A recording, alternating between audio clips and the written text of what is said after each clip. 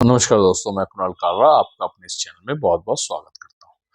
आज का क्वेश्चन है which planet is responsible for breakups. अक्सर सवाल ये आता है, ये आपका भी सवाल होगा, वैसे ये सुनील जी का सवाल था मेरे कमेंट सेक्शन के अंदर, तो मैं जवाब देता हूँ। हो सकता है आप में से भी किसी का सवाल हो, क्योंकि अक्सर ये सवाल मेरे लाइव सेशन के अंदर आता है कि कौन सा प्लैनेट रिस्पॉन्सिबल होता है ब्रेकअप के लिए, क्योंकि उनका या तो ब्रेकअप हो चुका होता है या उनको लग रहा होता है कि हमारा ब्रेकअप होगा, तो कहीं ये प्लैनेट चल रहा है, इसकी वजह से ब्रेकअप तो नहीं हो रहा। और बहुत तरह के मिथ्स भी होते हैं, फैलाए भी जाते हैं, तो कोशिश यही होती है कि मैं आपको क्लियर इन्फॉर्मेशन दूं। उसका सवाल का जवाब ये होगा, सबसे पहले आपको समझने की जरूरत है प्लैनेट, तो जो आप प्लैनेट का अगर सिर्फ जानना चाहते हैं तो प्लैनेट है राहु, केतु और शनि। इनको बोला जाता है सेपरेटर्स। यही सेपरेटिव प्लैनेट्स होते हैं जो लव के अंदर या मैरिज के अंदर कहीं के अंदर भी ब्रेकअप्स के चांसेस इनके बनते हैं। इनका पीरियड आएगा तो नेचुरल ब्रेकअप के चांसेस बनेंगे, मगर ब्रेकअप होगा या नहीं होगा वो आपकी कुंडली में तय करेगा, फिफ्थ हाउस और सिक्स्थ हाउस। ब्रेकअप होने के लिए लव बहुत जरूरी है, क्योंकि लव ही नहीं होगा तो ब्रेकअप कैसे होगा, राइट? तो पहली कंडीशन है, जैसे डाइवोर्स के लिए शादी होनी जरूरी है। डाइवोर्स के कॉम्बिनेशन आपके बने हुए हैं, शादी नहीं हुई तो डिवोर्स कैसे हो जाएगा?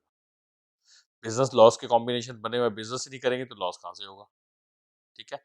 उस हिसाब से तो लव होना जरूरी है, उसके बाद ब्रेकअप देखा जाएगा। पहले लव के कॉम्बिनेशंस मैंने पिछले वीडियो के अंदर आपको बताए थे कि लव के चांसेस कैसे बनते हैं। ब्रेकअप के चांसेस के लिए सबसे पहले ये तीन प्लेनेट इन्वॉल्व होना चाहिए, दूसरा सिक्स हाउस इन्वॉल्व होना चाहिए।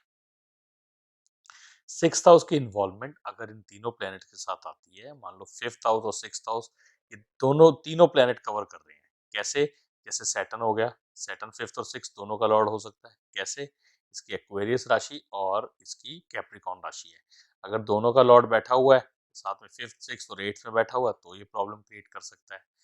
इसी तरीके से राहु केतु शनि, राहु अगर किसी के साथ बैठा हुआ है सिक्स हाउस के अंदर, मान लीजिए फिफ्थ हाउस की राशि का लॉर्ड सिक्स हाउस के अंदर बैठा हुआ है और राहु के साथ बैठा हुआ है, तो राहु फिफ्थ के भी रिजल्ट देगा, सिक्स्थ के भी देगा, क्योंकि मैंने राहु केतु को बताया ये छाया ग्रह है। जो प्लेनेट इनके साथ बैठता है या जो प्लेनेट इन पे दृष्टि डालता है, ये बिल्कुल उसका रूप ले लेते हैं और उसी के रिजल्ट्स देना शुरू कर देते हैं। जिसने इस पे दृष्टि डाली, ये समझ लीजिए ये उसी को ही शेप ले लेते हैं। इनकी अपनी कोई शेप नहीं है, इनका नेचर ही ऐसा है। ये मतलब ये अगर न्यूमरोलॉजी में मैं राहु केतु के ऊपर डिटेल में बात करता हूँ, मगर कोई मतलब शायद सुनने में इंटरेस्टेड नहीं होते, ये एक बड़ा टॉपिक है। ये तो समझना की जरूरत है कि राहु नेचर वाले जितने भी लोग होते हैं ना, डेट ऑफ बर्थ में होते हैं, उसके अंदर होता क्या है कि ये शेप ले लेते हैं सामने वाले की। एक अमीर के साथ बैठेंगे तो बिल्कुल अमीरों वाली ही इनकी शेप आ जाएगी, इनकी सोच वही, इनकी कैलकुलेशन वही, उसके साथ वैसे हो जाएंगे। गरीब के साथ बैठेंगे तो नीचे बैठ जाएंगे, उनको समझ नहीं आएगा मैंने क्या करना है क्या नहीं। जुए में जाएंगे तो बिल्कुल उसकी कुछ शेप ले लेते हैं वो। उस हिसाब से राहु भी जिस प्लेनेट के साथ बैठता है उसकी शेप ले लेता है, उसी की तरह रिजल्ट्स देना शुरू कर देगा, मगर देगा अपने हिसाब से, सेपरेटर्स की तरीके से, एक्स्ट्रा ऑर्डिनरी। उसी प्लेनेट के हाउसेज, उसी प्लेनेट के, क्योंकि उसके अपने तो हाउसेज होते ही नहीं ना, उनको अपनी जगह ही नहीं मिली हुई कहीं। राहु केतु कोई फिजिकल प्लेनेट नहीं है, उनको कोई जगह नहीं मिली हुई, इसीलिए वो जैसे हम कहते हैं जो हाउस जो प्लेनेट उनके साथ बैठता है कि भैया तेरे कौन से हाउसेज हैं, मेरे तो मैं तो सेकंड और फोर्थ का रूल करता हूँ, चल मुझे भी दे दे, मैं भी सेकंड और फोर्थ का रूल करूंगा। तो वो नेगेटिव प्लेनेट वाला बैठ गया, मान लीजिए एट्थ हाउस का लॉर्ड बैठ गया उसके साथ, तो वो एट्थ हाउस का रिजल्ट देना शुरू कर देगा। तो वो रिजल्ट जो उसके डिपेंड है उसके साथ बैठा कौन है, कंजंक्शन किसका है उसके साथ,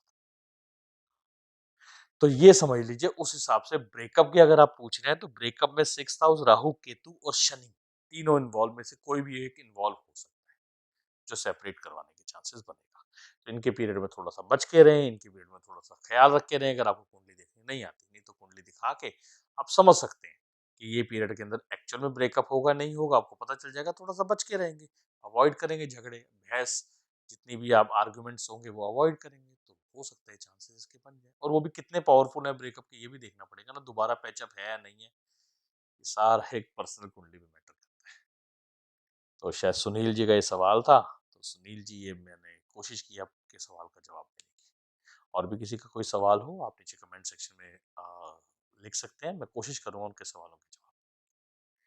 दोस्तों आपसे अलविदा लेता हूँ, जल्दी मिलता हूँ एक नई वीडियो के साथ, तब तक के लिए नमस्कार, आपका समय शुभ।